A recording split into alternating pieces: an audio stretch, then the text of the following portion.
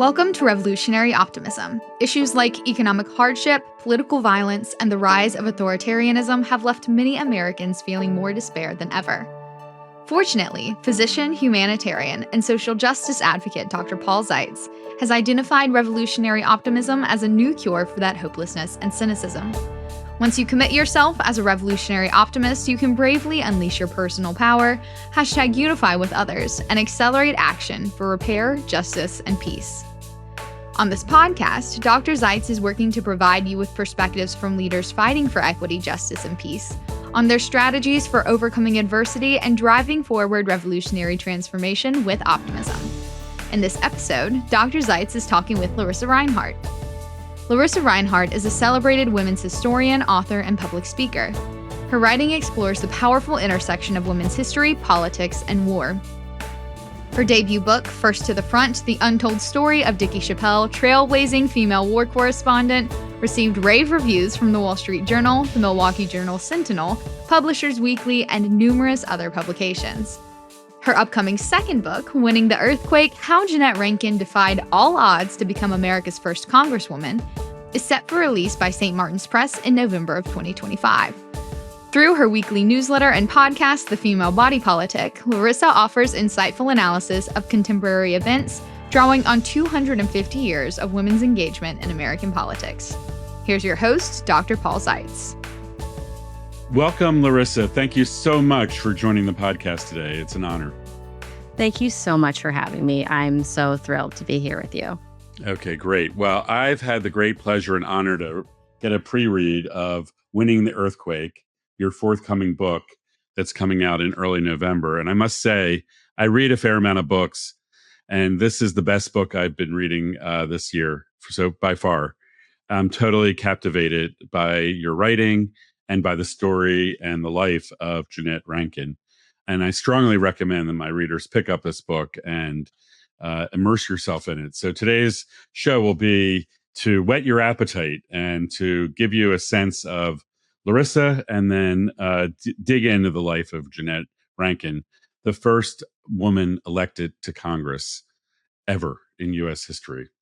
Extraordinary story. I also have to admit, I did not know who Jeannette Rankin was when you first reached out to me. And I felt really ignorant, actually, and really felt like I have an opportunity and a responsibility to educate myself about leaders like Jeannette. And thank you for bringing this forward. I'm sure I'm not the only one. So tell me, why did you write this book about Jeannette? Well, I just want to first address that I'm sorry you felt ignorant. You shouldn't. Most people don't know who Jeannette Rankin is, and it's not our fault. It's the fault of an education system that doesn't prioritize the equally important histories of marginalized people, including women. And in fact, I didn't know who she was until I started researching my next books. And I was looking for, I wanted to write a book about an American female politician. And that's how I came to learn about Jeannette. It was not before then, even as a women's historian. So to answer your question about why I wanted to write this book, as soon as I found out about Jeannette, the very little I could discover about her online and in previous biographies, which for various reasons are not as comprehensive as this one, largely because of the reality of archives before as opposed to right now, I knew immediately that her story, her legacy, and her voice were incredibly relevant to our own moment and needed to be elevated at this particular junction in our democracy and our history. And I started writing this before the election of 2024, of course, and actually I had finished before that election. Oh. But at the same time, our democracy was still under threat, was still vulnerable, and Jeannette had insights as to how to address those and strengthen American democracy that I felt were not being talked about enough. We're going to come back to that. So then you started really unearthing a lot of really interesting sources of data, like letters that she had written to various people. Could you share a little bit about that research effort and Like, what was the most surprising thing that you came upon that you didn't expect would come your way as you were writing the book?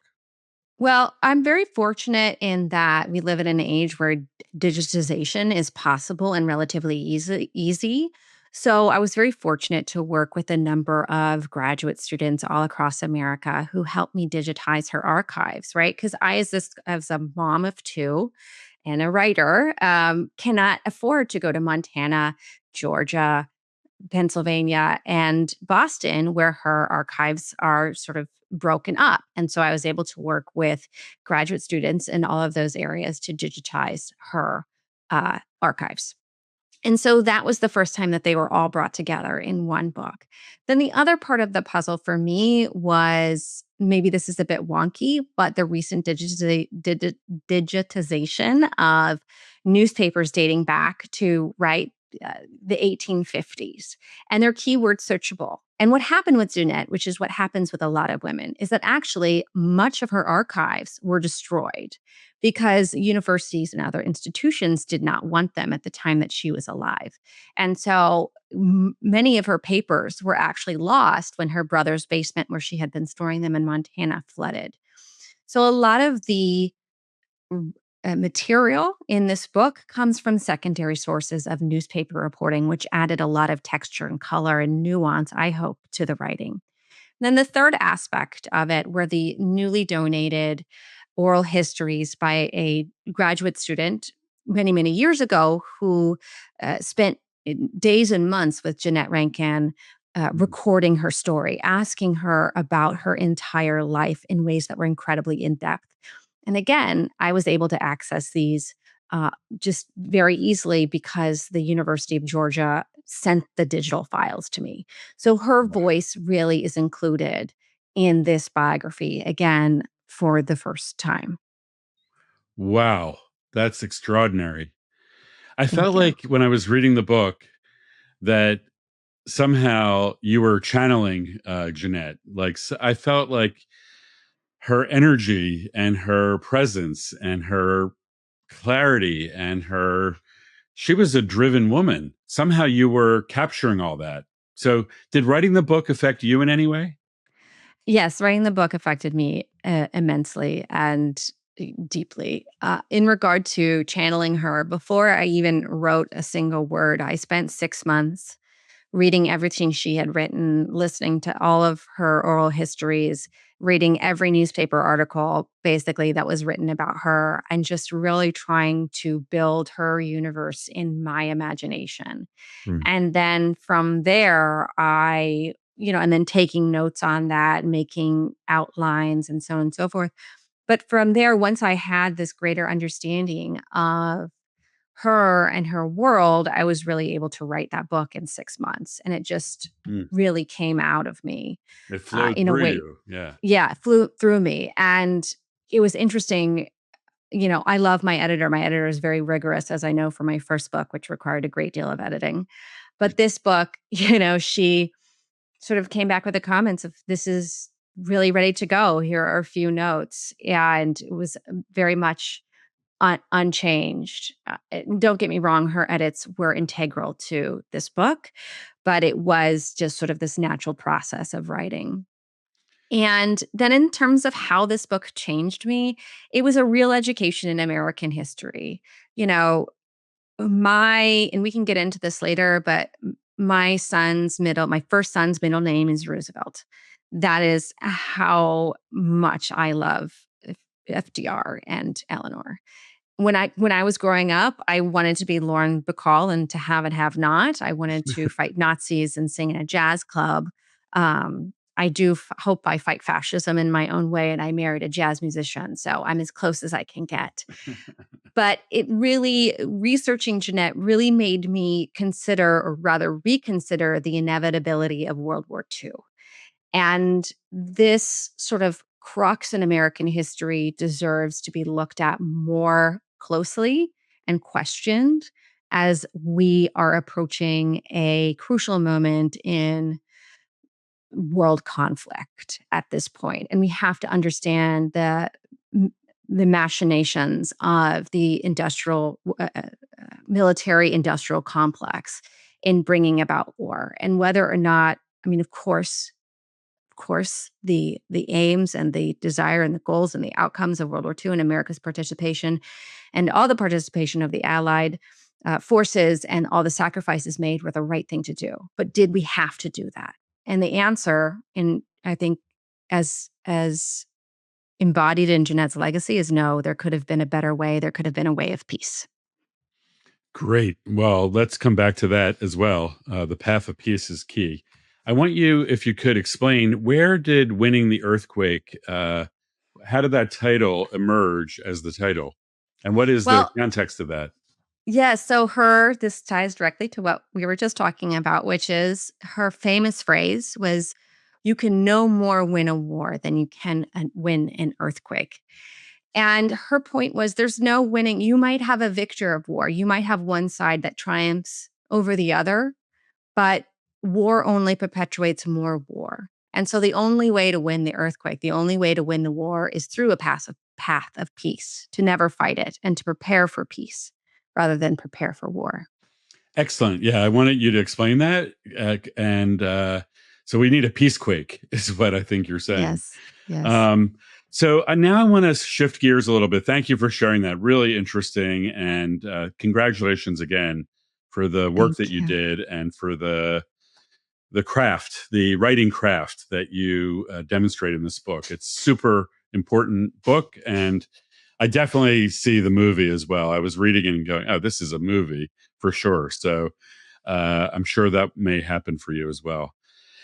But Jeannette, let's talk about her, because she was fascinating. I mean, her early life in Montana and then her adventures. And I mean, she was like the prodigal daughter of her father. And I was trying to figure out, like, what drove her to be so committed to social justice and causes like the women's suffrage movement, like our improving our democracy and bringing peace to the world. Like, there was something in her that drove her, like, in a relentless way, to pursue these causes. And I was trying to figure out, like, what exactly that might have been from her childhood that made her so clear, and I couldn't quite get it. I don't know if you have an insight.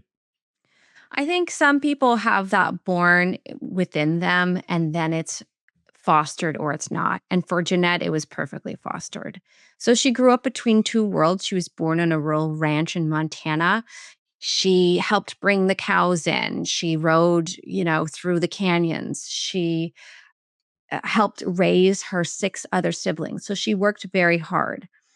But she was also the daughter of a businessman. And so she had a great deal of privilege and she had a great deal of education, particularly for women of that time. Her parents, they had 5 daughters and 1 son, and all but one survived until adulthood. And they made sure that all of their children went to college. That was rare.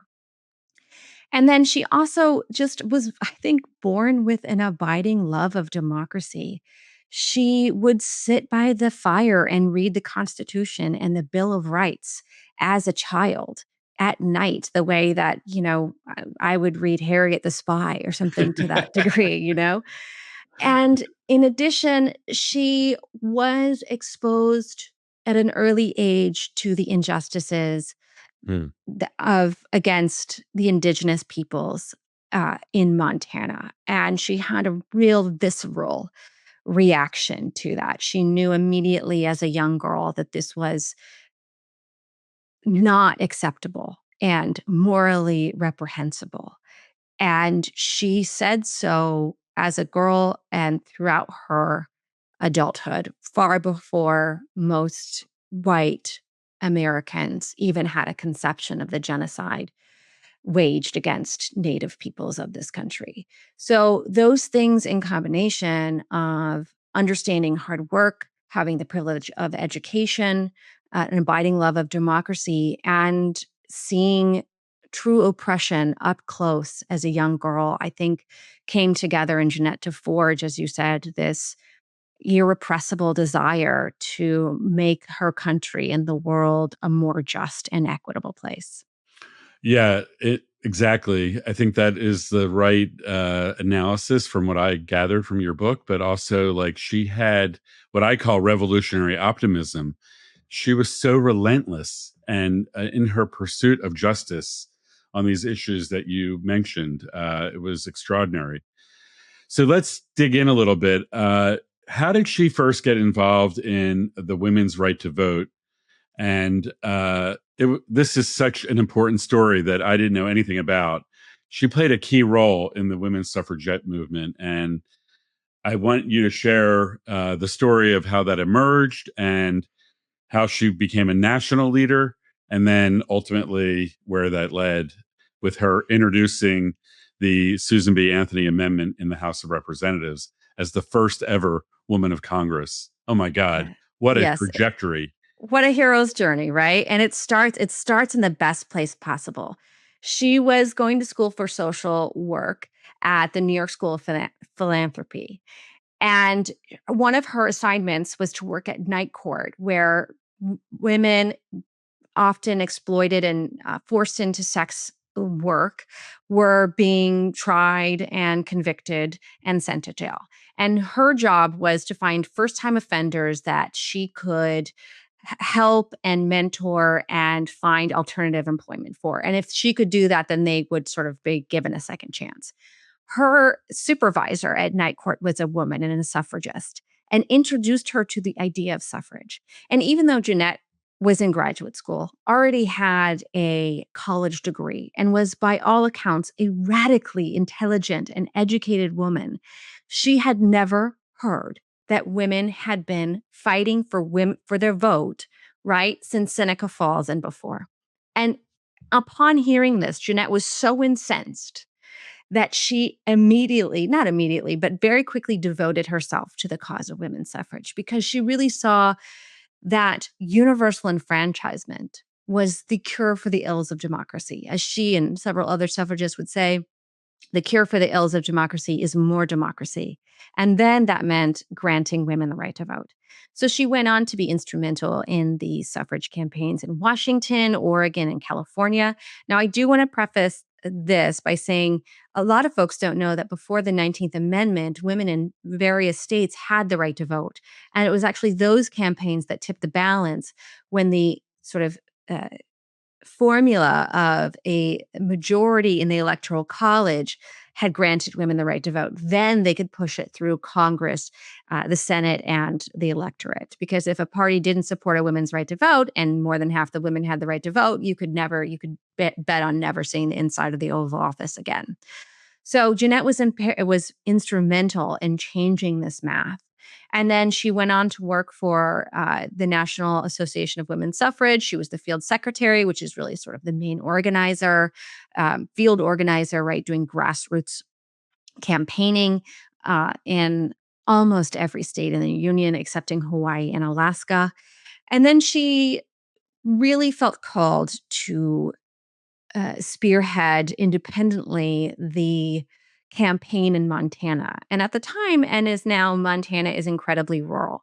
And it required a different type of organizing to get it done. And so, what she was really uniquely capable of doing was empowering other people, men and women, to run their own local campaigns and not report back to her. She would give them advice and materials as was necessary, but she would empower them and trust them to do whatever they thought was needed then and there.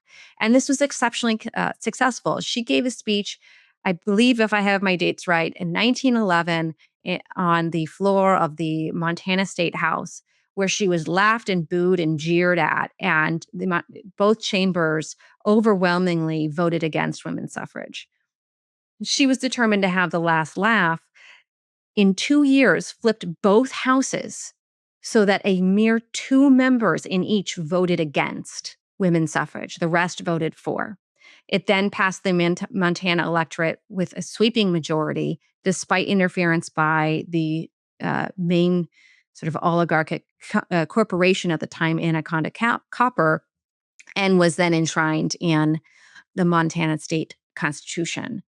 it was then this political machine that she had built that she redirected to her own congressional campaign 2 years later that made her the first woman in Congress. That was unbelievable, that story. It was so amazing the way she organized around the country. I mean, she would go to rural, remote areas. She would walk around with a soapbox and stand on a broken, platform and talk to anyone, anywhere. And what I found really spectacular was her ability to tune into the various audiences and understand where their perspective might be coming from. And then she would adapt her message strategy to meet them where they were at. And it was like that gift of her, that was what made her a powerful advocate and politician, because she could really tap into people's own experience and make her call for women's suffrage relevant to them. And the thing that she did, which I so admire, was that she linked women's suffrage to the protection of women and women's reproductive health, as well as child rights and child protection, as well as worker rights and worker protection. And like, her advocacy around getting women the right to vote was linked to benefiting all men and women and all children. And she was able to articulate that in a way that I think was likely instrumental in getting the tide to turn. It was instrumental. And one of my favorite stories that I got to learn from the book was when she took a stagecoach to a small town in the Shasta Mountain region called French Gulch. And it was a mining town, much like Montana, the Montana town she grew up in. And she didn't have any way to call attention, right? It was just a stagecoach stop. It wasn't where she was going. But she got her soapbox and she stood in the middle of this town, which was composed of a hotel, a brothel, and 6 saloons. And she began making her speech.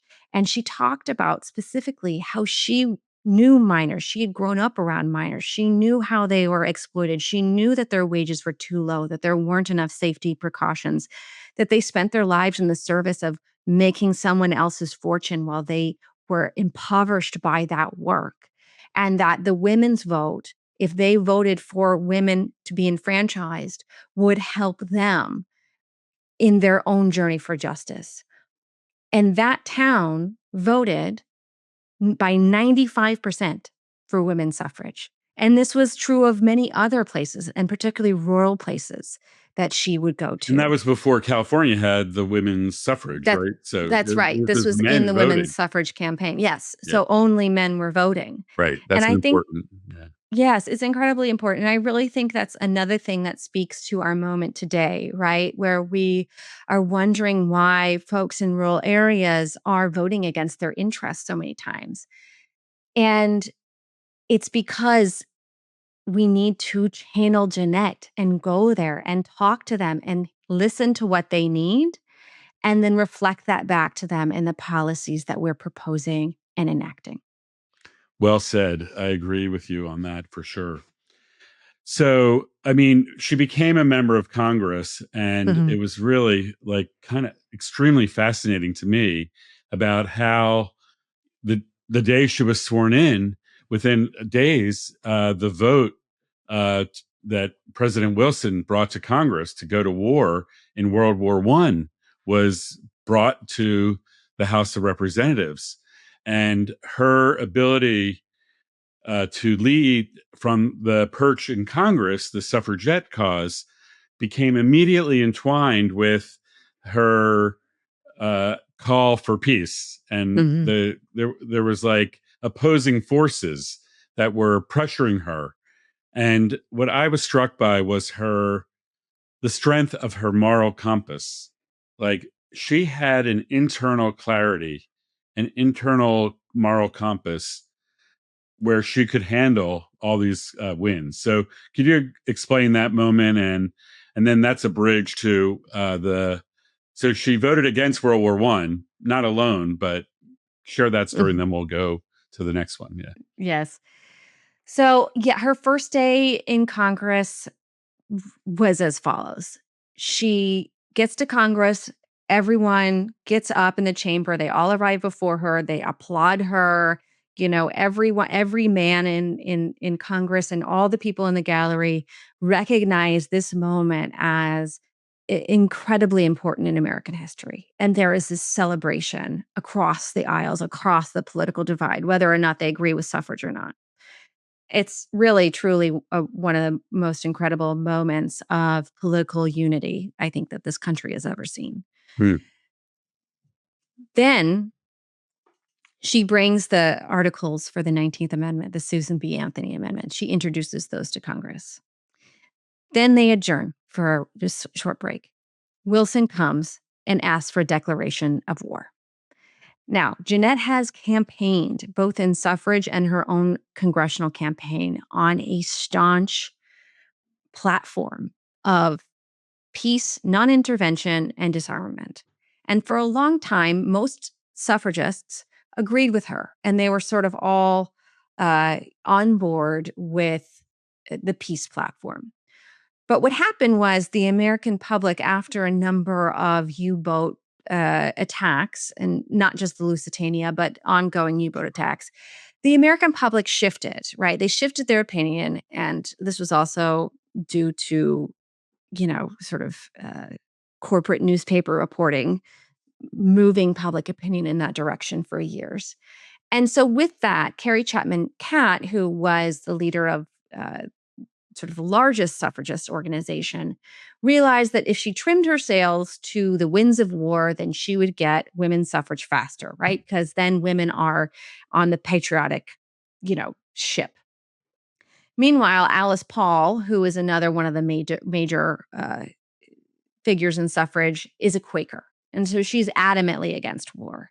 And while the Senate is debating, these two figures, along with many, many others, are in Jeannette's office lobbying her to vote one way or the other. Jeannette said to all of them, well, to the ones lobbying her for war, I will wait to the last moment. And if I can see a reason to vote for war, I will. But all along, she knew that she would see no reason. She was just saying this really to placate them and as a way to buy herself some time. And when the vote came, it was a fear that her voting against the war would be seen as voting against American power and interests, and that it would damage the suffrage cause. Do you think it did?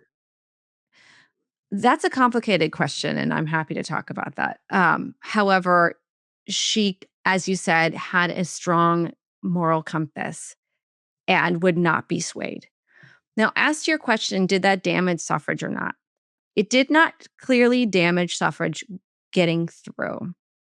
However, and this is Jeannette's other sort of moral center, is that she knew that war was antithetical to democracy. And so while women got the right to vote, perhaps more quickly because they supported the war, or the suffragists supported the war, what followed was the complete eradication of the rest of their agenda, right? As soon as they got the vote, the suffragists before the war planned on getting women's health funding passed through Congress, on getting reproductive rights, birth control, more child welfare, universal education, on and on and on. All of these things disappeared in the firestorm that was World War I. And so while in the short term, it might have helped women's suffrage, in the long term, it did not help America, or I believe World War I, or our democracy in general, because all of these reforms were just absolutely swept away. Yeah, at the peak of the progressive era. Yes. Thank you for that. Really, really important history. There's a lot more in the book, folks. Larissa's giving you a quick overview of a really fascinating tapestry of history, inter-movement battles, cross-movement battles, like things that I experienced like regularly. It felt like it's the same thing going on today, like in civil society, how, these conflicts and personalities and competing perspectives, affect what happens in advocacy and campaigning now. It was so relevant.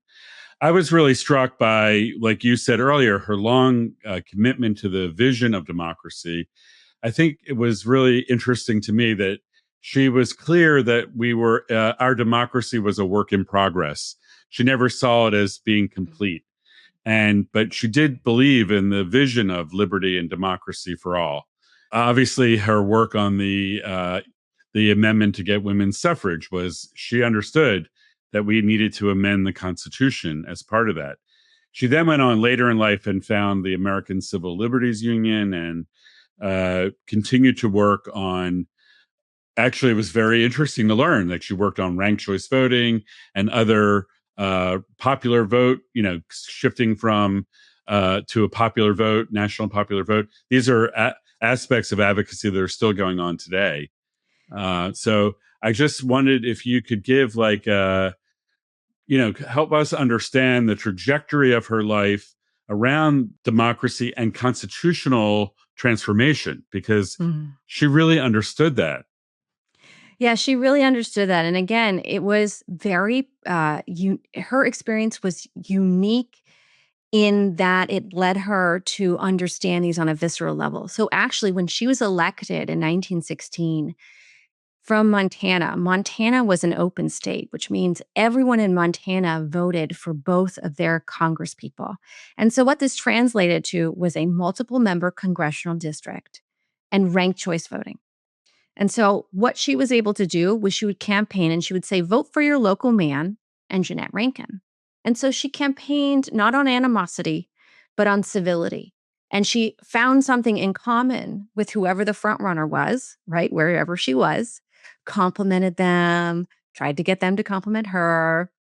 And then in that way, she was many, many people's number two, if not number one candidate. And so she was able to get elected in this way.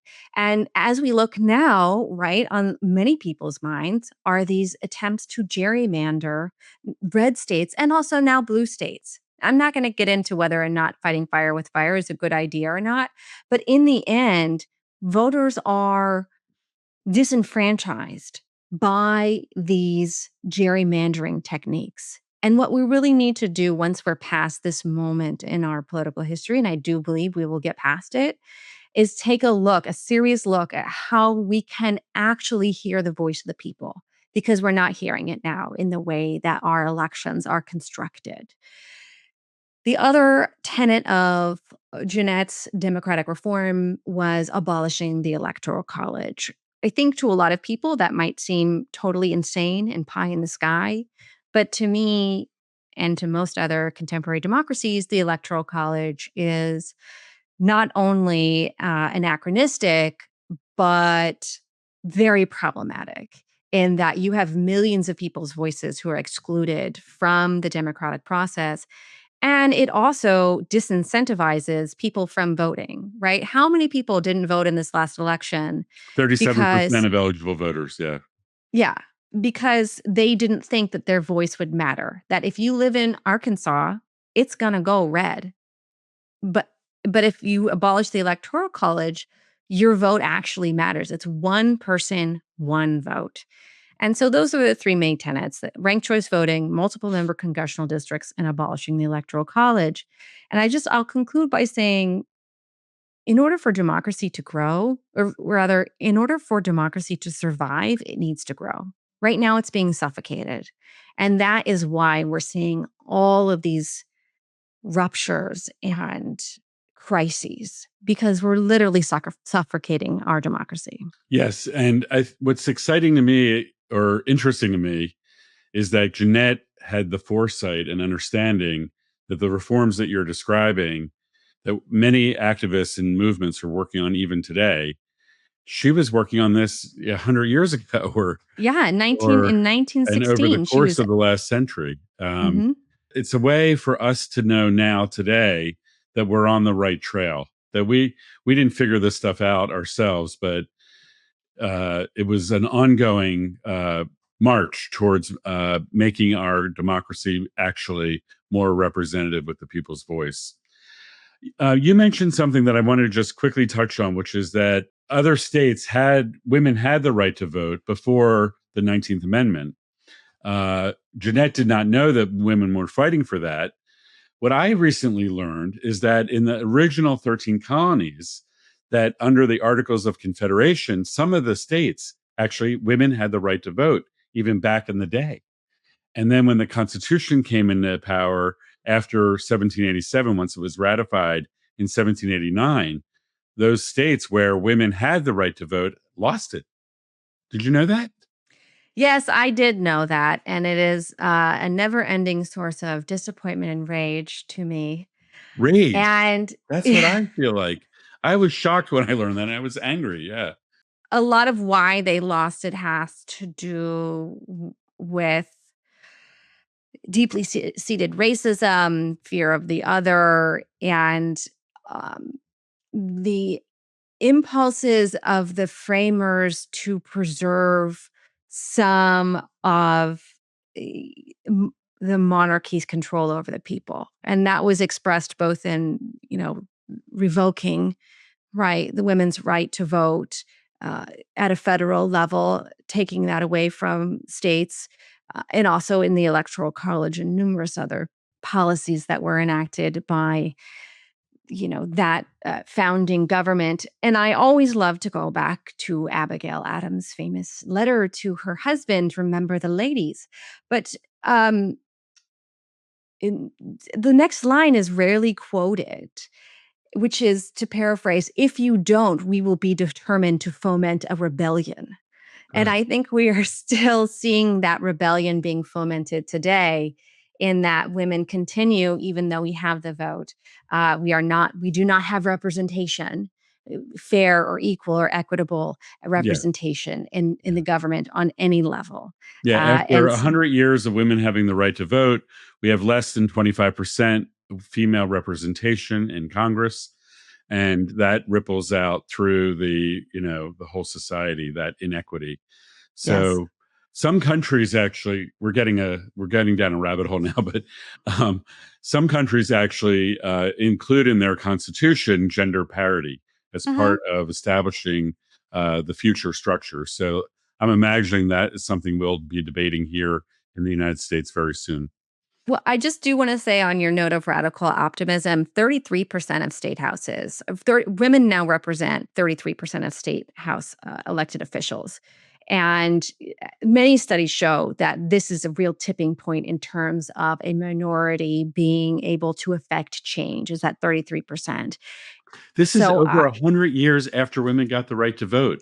I I mean, know, what I is know, it's Paul, like but let's go to radical optimism, and that yeah, once revolutions happen over a long period of time and then flip.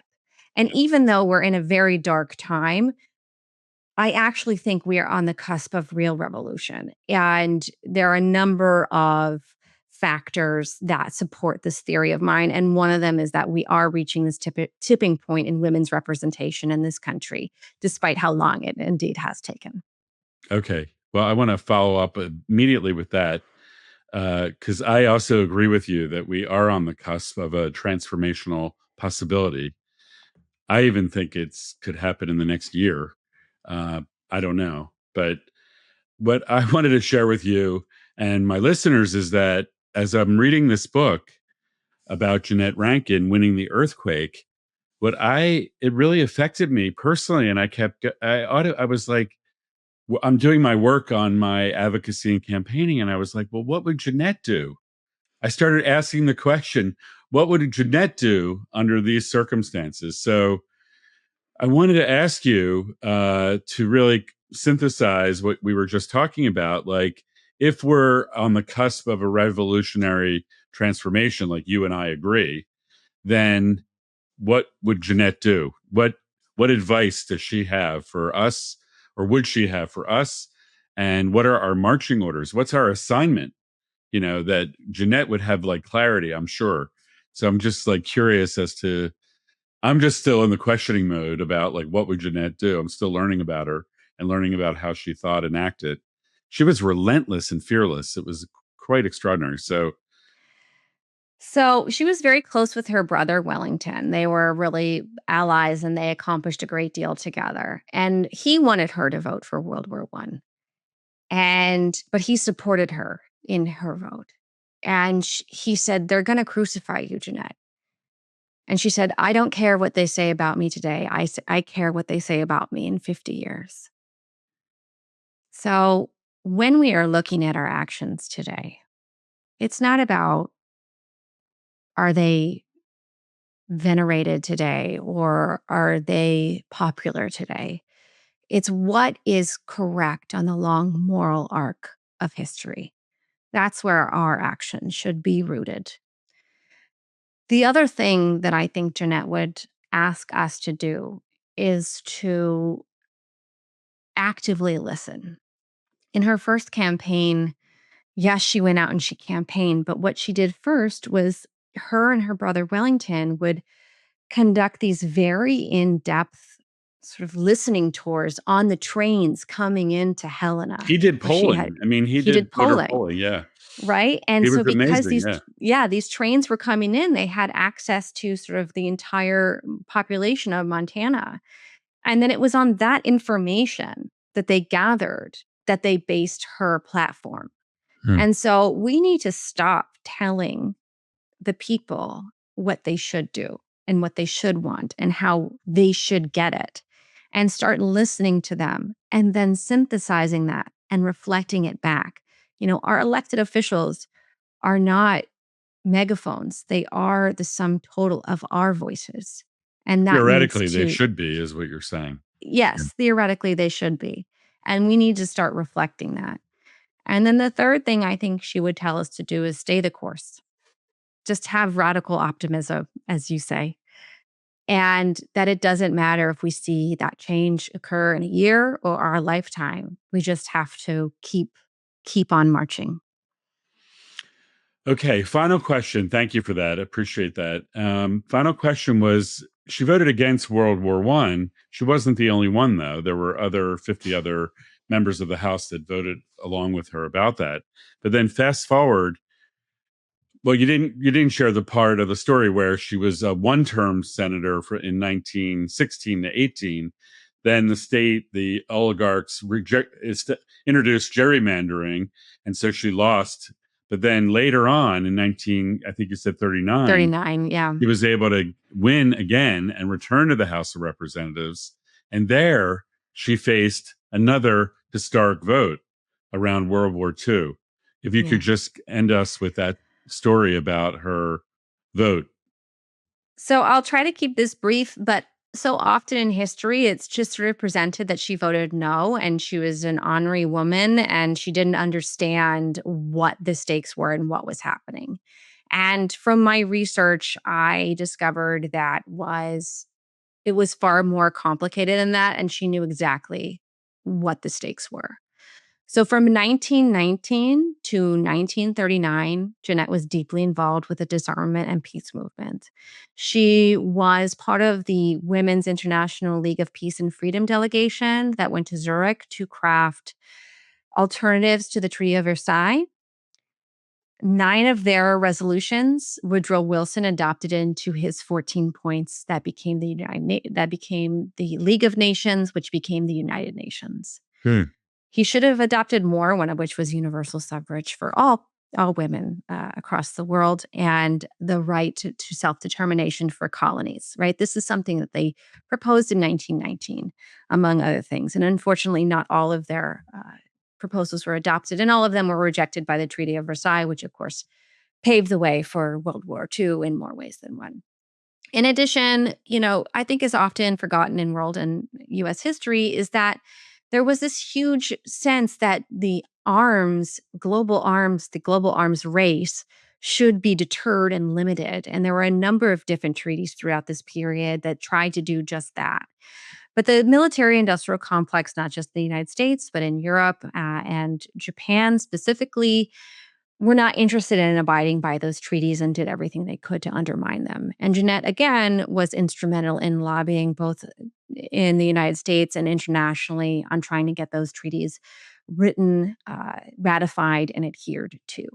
And she did so to the point of personal impoverishment. She lived in a former sharecropper's cabin in Watkinsville, Georgia, for most of those years so that she could both be in touch with the rural population while being close to Athens and the intellectual community there, but be able to drive to Washington, D.C., where she did much of her lobbying work. And she didn't even have an indoor bathroom. So, and she famously used, I believe it was the New Republic as old issues of the New Republic as toilet paper, as reported by her nieces and nephews. So she knew that the path to war leads to war, that if you prepare, she said, if you prepare for war, you will get war. If you prepare for peace, you will get peace. Mm. And so she had spent her whole life really in the service of peace and democracy. And when it came to the moment, she could not sacrifice those morals, even though she knew she was sacrificing really her life. And she was a persona non grata for decades after that, and really walked off the stage as gracefully as you can. I would also say that she was not an idealist for the sake of idealism. Whenever a vote came up to supply, the armed forces with munitions, blankets, Mm. food, what have you, she voted yes every single time. And in fact, she would race back to DC if she wasn't in the area to vote yes, because she wanted to be on the record as supporting the people who were putting themselves in harm's way. And her legacy and her voice was really disappeared until the Vietnam War, when people started gravitating towards this sense of international peace again. And I'll just conclude by saying she led the first all-women peace march on Washington called the Jeannette Rankin Brigade in 1969, I believe. And this was really a turning point in the peace movement to see so many women from all walks of life demanding peace immediately. Wow. What a contribution you're making, Lorissa. Thank you so much for bringing Jeannette Rankin back into our lives and into our consciousness and our hearts. I really hope this book takes off and many, many people read it. I think it's essential reading for anyone that cares about our history and the future of our country. So thank you again for this hard work that you did. And I'm so grateful that you shared it with us here today on Revolutionary Optimism. Well, thank you so much for having me. It was a pleasure.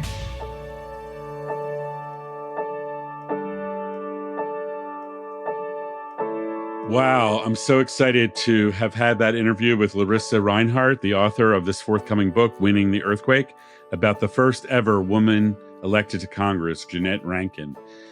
And I would say very clearly that Lorissa is a revolutionary optimist in that she dug into this history so deeply and presented it back to us to digest in a way that can inspire how we take action today. Like the book left me with asking the question, what would Jeannette Rankin do? And by any measure, Jeannette Rankin is a revolutionary optimist during her whole long 93-year life. Posthumously, she is inspiring me, and I'm sure many others, by her legacy of action for justice, pro-democracy, women's rights, and standing up for the regular people of our country and making sure they had their basic needs met. Thank you, Jeannette. Thank you for all you did and all you're doing and all you will do going forward. Peace.